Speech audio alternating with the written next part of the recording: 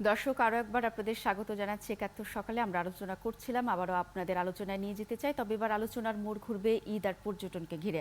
আপনারা জানেন যে বাংলাদেশের পর্যটন মূলত হচ্ছে ছুটি ভিত্তিক, এবং আমরা দেখি যে ঈদে যত ছুটি বাড়ে পর্যটন স্পটগুলিতে ততই মানুষের ভিড় বাড়ে। এবারও ব্যতিক্রম হয়নি। আপনারা জানেন যে ঈদের সাথে সাথে পহেলা বৈশাখের উৎসব আমাদের সাথে যুক্ত হয়েছে, এবং আমরা সেই ছুটিকে কাজে লাগাতে চাই।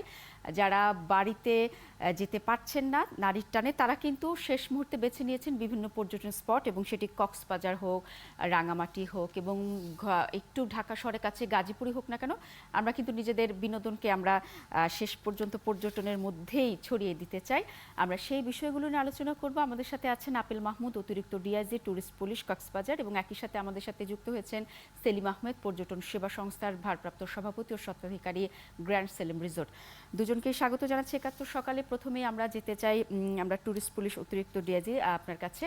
আমরা জানি যে সবচেয়ে বেশি পর্যটক আনাগোনায় মুখরিত হয় ছুটির দিনগুলোতে, সেটি অবশ্যই কক্সবাজার, এবং সেই অনুযায়ী কক্সবাজারের কি নিরাপত্তা ব্যবস্থা পর্যাপ্ত আছে কিনা আমরা নানা রকম ছোটোখাটো অনাকাঙ্ক্ষিত ঘটনা দেখে থাকি। এবার আপনারা ঈদকে ঘিরে কি ধরনের ব্যবস্থা নিয়েছেন? ১, ২, ৩ ঢাকায় জমি জিতে নিন ১০০% ক্যাশব্যাক সহ ২০ কোটি টাকার পুরস্কার। অগ্রিম ঈদের শুভেচ্ছা। এবং আপনি ঠিকই বলেছেন যে এবার ঈদকে ঘিরে অনেক পর্যটনের সমাগম করবে। আমরা আশা করছি যে ৩.৫ থেকে ৪ লাখ পর্যটক এখানে আসবেন, এবং আমরা প্রত্যেকটা পর্যটকদের ওনারা যেন আনন্দ ঘনভাবে এখানে কাটাতে পারেন সেই জন্য আমাদের ৩ স্তর বিশিষ্ট আমরা নিরাপত্তা ব্যবস্থা আমরা নিশ্চিত করেছি। আমাদের এখানে পেট্রোলিং টিম থাকবে, এবং কার পেট্রোলিং থাকবে, ফুড পেট্রোলিং থাকবে, আমাদের গোয়েন্দা টিম থাকবে, এবং নারী ইউনিট টিম থাকবে আমাদের এখানে। বিশেষ করে আমরা পুরো 25টা সিসিটিভি ক্যামেরা দিয়ে আমরা সরাসরি আমরা পর্যটক প্রত্যেকটা স্পটকে আমরা মনিটর করব, এবং আমরা বিচের মধ্যে পর্যটকদের সেবা নিশ্চিত করার জন্য বাটন সিস্টেম চালু করেছি। অর্থাৎ বাটনে প্রেস করলে ওনারা সরাসরি টুরিস্ট পুলিশ ওখানে পৌঁছে যাবে। ইন্টারকমিং ব্যবস্থা চালু করেছি, ইন্টারকমিং ফোনে কথা বলতে পারবে। 100 ফোন দিলে সেখানে গিয়ে টুরিস্ট পুলিশ উপস্থিত হবে। মোবাইল চার্জিং সেবা চালু করেছি, এবং আজকে আমরা চালু করেছি হচ্ছে ডিজিটাল এলইডি স্ক্যানিং সিস্টেম। সেখান থেকে পুরো সমস্ত সিসি ক্যামেরাগুলি বিচে এই ডিজিটাল স্ক্যানে দেখা যাবে।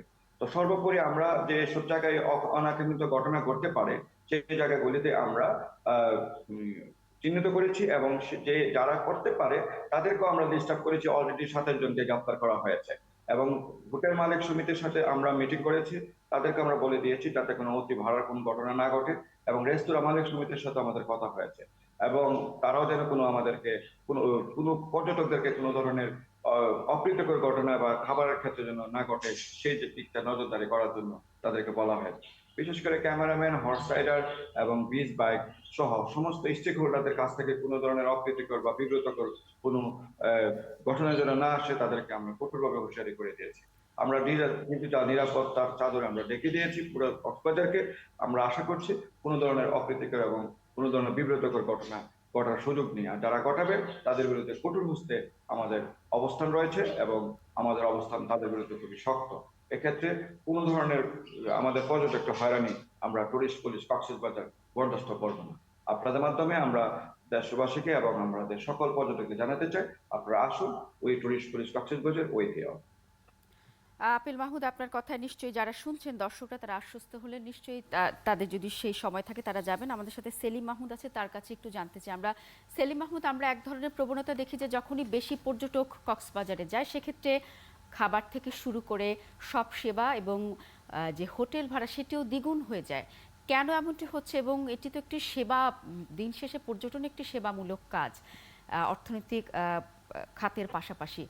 এই জায়গাটিতে আসলে কোন জায়গাটিতে গুরুত্ব দেওয়া উচিত যাতে এ ধরনের সমন্বয়হীনতা না হয় এবং পর্যটকরা দিন শেষে সেখানে ঘুরতে গিয়ে হয়রানির শিকার না হন? জি, ধন্যবাদ এবং শুভ সকাল।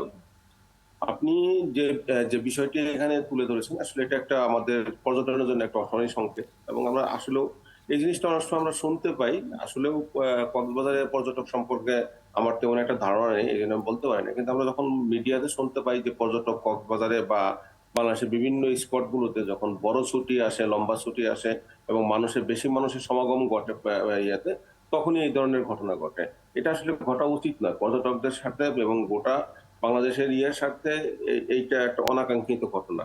এটা যাতে না ঘটে এই জন্য হোটেল মালিক যারা আছেন এবং যারা হোটেলের কর্মচারী যারা আছেন তাদেরকে একটু প্রশিক্ষিত করা উচিত এবং তাদেরকে সতর্কতা করা উচিত যে আসলে পর্যটনের উপরে নির্ভর করেই তাদের যত যত সব বিনিয়োগ, এই বিনিয়োগগুলোকে সিকিউর করতে হলে, এই বিনিয়োগগুলোকে সুন্দরভাবে রাখতে হলে এবং মানুষকে সেবা দিতে হলে, মানুষের আস্থা অর্জন করতে হলে এই জিনিসটা এড়িয়ে চলতে হবে। আর অর্থাৎ খাবার হোটেলগুলো হসপিটালিটি ম্যানেজমেন্টের একটি বাড়তি গুরুত্ব রয়েছে। আমরা দেখি যে বিশ্বের অন্যান্য দেশে এই জায়গাটিতে আলাদা প্রশিক্ষণের ব্যবস্থা করা হয় কিভাবে পর্যটকদের একেবারে সেবা দিয়েই তুমি তার থেকে তুমি অর্থটা আদায় করতে পারো, সেই দিকে হয়তো নজর দিতে হবে। আমরা জানি যে আপনি সিলেটের পর্যটন খাতের সাথে যুক্ত, আপনার সাথে ফিরবো। তবে আমরা একটু আপেল মাহমুদের কাছে একটু ভিন্ন প্রশ্ন রাখতে চাই।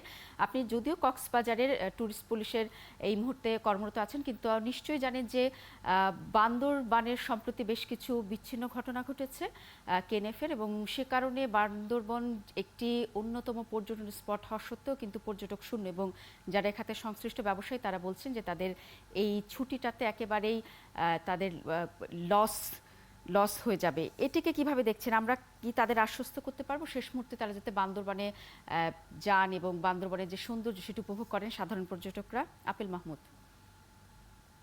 বান্দরবনের বিষয়টা যে একটা স্পেসিফিক বিষয়টা তা না, যে ওনারা কিন্তু বান্দরবন, চট্টগ্রাম এবং কক্সবাজার মিলে কিন্তু পর্যটকরা এখানে তাদের ট্যুর প্রোগ্রাম করে থাকে।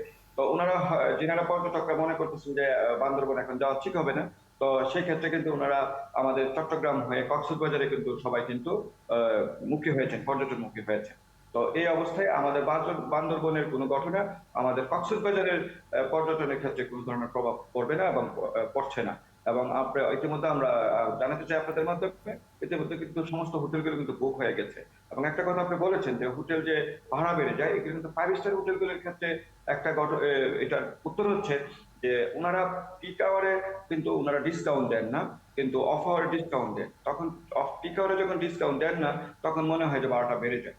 আর পাশাপাশি অন্য যে হোটেলগুলি অনেক সময় দেখা যায় যে মিডিয়া দিয়ে পর্যটক আসে, এই মিডিয়ার কারণে অনেক সময় দালালদের কারণে এই রুম ভাড়াগুলি বেড়ে যায়। এটাকে বলে কৃত্রিম রুম সংকট। এই কৃত্রিম রুম সংকটের বিরুদ্ধে আমাদের শক্ত অবস্থান, এবং ইতিমধ্যে আমরা সবাইকে জানিয়ে দিয়েছি আপনাদের মাধ্যমে এবং বিভিন্ন মিডিয়ার মাধ্যমে জানিয়ে দিয়েছি পর্যটকদেরকে যে ওনারা যেন সরাসরি রুম বুকিং করে এবং মিডিয়ার মাধ্যমে যেন রুম বুকিং না করে। ধন্যবাদ আপনাকে। দিন শেষে আমরা জানি যে বাংলাদেশ এখন যে পরিমাণ উন্নত হয়েছে এবং সবাই কিন্তু সচেতন, সবাই কিন্তু মিডিয়ার খবর দেখেন, সবাই বিভিন্ন পত্রিকার মাধ্যমে দেখেও কিন্তু অনেক সময় রুম বুকিং করেন। নিশ্চয়ই তিনি সচেতন নাগরিক হিসেবে সেটি করতেই পারেন। আপনাকে আরেকটা বিষয় আপনার মাধ্যমে জানাতে চাই, একটা খুব আশাব্যঞ্জক বিষয় যে আমাদের টুরিস্ট পুলিশের লাবণীতে আমাদের পর্যটন তথ্য কেন্দ্র বসানো হয়েছে এবং আমাদের 500 নাম্বার সম্বলিত গেঞ্জি ইতিমধ্যে মাঠে আছে, এবং বিভিন্ন জায়গায় আমাদের লিফলেট আছে, আমাদের স্টিকার আছে এবং বিলবোর্ড আছে, এবং আমাদের বিভিন্ন জায়গায় আমাদের তথ্য কেন্দ্র আছে। তো সরাসরি টুরিস্ট পুলিশের মাধ্যমেও ওনারা রুম বুক করতে পারবেন। আমরা টুরিস্ট পুলিশ কিন্তু এই ধরনের সেবা আমরা নিশ্চিত করছি।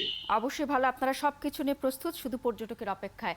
সেলিম আহমেদ, আপনি শুনছিলেন যে ট্যুরিস্ট পুলিশ নিশ্চয়ই কক্সবাজারের মতো সিলেটেও নানা রকম আয়োজন আছে, এবং আপনার কাছে যেটি প্রশ্ন রাখতে চাই, যেহেতু বান্দরবানে পর্যটক একটু কম যাবেন, সেটির চাপ কিন্তু কক্সবাজার এবং সিলেটে অবশ্যই পড়বে। সিলেটে যদি বাড়তি পর্যটক আসে, আপনাদের কি ধরনের প্রস্তুতি আছে তাদেরকে বরণ করার? ধন্যবাদ। তো ঈদের একটা প্রস্তুতি বা বড় ছুটির একটা প্রস্তুতি সবগুলো হোটেল রিসোর্ট গুলো থাকে, আমাদেরও সেরকম আছে। আমাদের এখানে এখন ব্যাপার হচ্ছে একটা ধারণ ক্ষমতার ব্যাপার। যদি আমাদের ধারণ ক্ষমতার অতিরিক্ত হয়ে যায় সেক্ষেত্রে তো আমরা নিতে পারবো না, বা ধারণ ক্ষমতা এখন পর্যন্ত শ্রীমঙ্গলের যে খবরগুলো আমি জানি বা যেটা জানি যে এখন পর্যন্ত কোনো হোটেল রিসোর্টে শতভাগ বুকিং হয়নি। সুতরাং এখানে যদি অতিরিক্ত পর্যটক আসে আমরা অতিরিক্ত পর্যটক অবশ্যই বরণ করতে পারবো, তাদের সেবা দিতে পারবো এবং তাদের সেবা দেওয়ার জন্য আমাদের সার্বিক প্রস্তুতি রয়েছে। এখন যদি তারা শান্তিপূর্ণভাবে শ্রীমঙ্গলে এসে পৌঁছতে পারে তাহলে আমরা তৈরি আছি তাদেরকে সেবা দেওয়ার জন্য। অবশ্যই খুব আশা জাগা নিয়ে খবর। আমাদের সাথে যুক্ত ছিলেন দর্শক আপেল মাহমুদ, অতিরিক্ত ডিআইজি ট্যুরিস্ট পুলিশ কক্সবাজার, এবং একই সাথে যুক্ত ছিলেন সেলিম মাহমুদ, পর্যটন সেবা সংস্থার ভারপ্রাপ্ত সভাপতি। দুজনই আশ্বস্ত করলেন তারা সব ধরনের নিরাপত্তা এবং প্রস্তুতি নিয়ে রেখেছেন, এখন শুধু পর্যটকের অপেক্ষা।